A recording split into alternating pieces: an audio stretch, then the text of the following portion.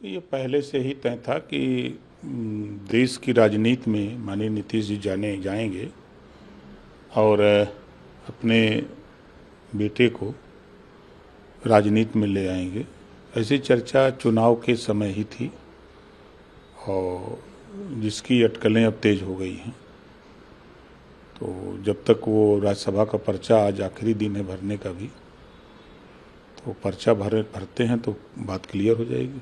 मुझे डायबिटीज है। मेघदूत मधुशून्य ये हाई ब्लड शुगर और ब्लड प्रेशर को कंट्रोल तो करता ही है, साथ में ये मुझे काफी एनर्जेटिक रखता है। मेघदूत मधुशून्य खाओ, फिट एंड फाइन हेल्थ बनाओ। सर नीतीश कुमार ने अब उनकी पार्टी का मामला है, उनकी सोच क्या है, वो ऐसा क्यों बोल रहे हैं।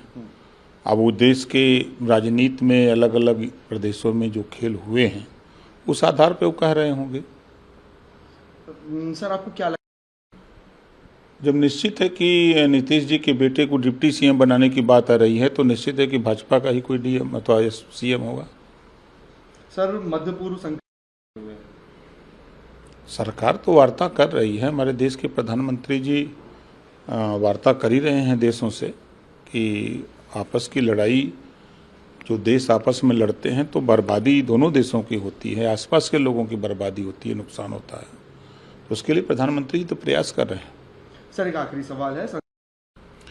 निश्चित है कि जब युद्ध होता है तो तमाम चीज़ों पर प्रभाव पड़ता है। आर्थिक स्थिति जब दिक्कत होती है, तमाम आयात निर्यात नहीं होते हैं तो दिक्कतें पैदा होती हैं।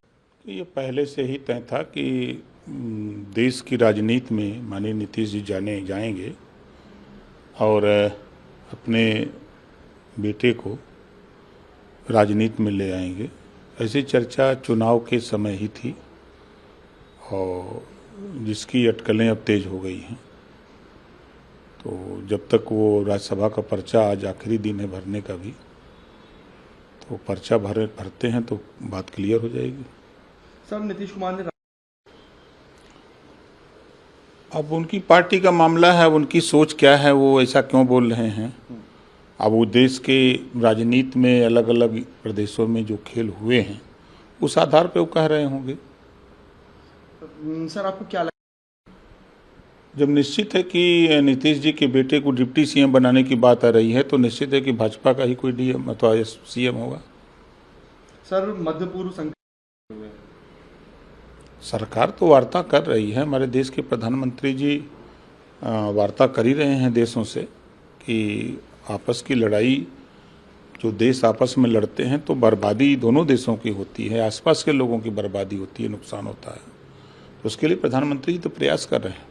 सर एक आखिरी सवाल है सर। निश्चित है कि जब युद्ध होता है तो तमाम चीज़ों पर प्रभाव पड़ता है। आर्थिक स्थिति जब दिक्कत होती है, तमाम आयात निर्यात नहीं होते हैं तो दिक्कतें पैदा होती हैं।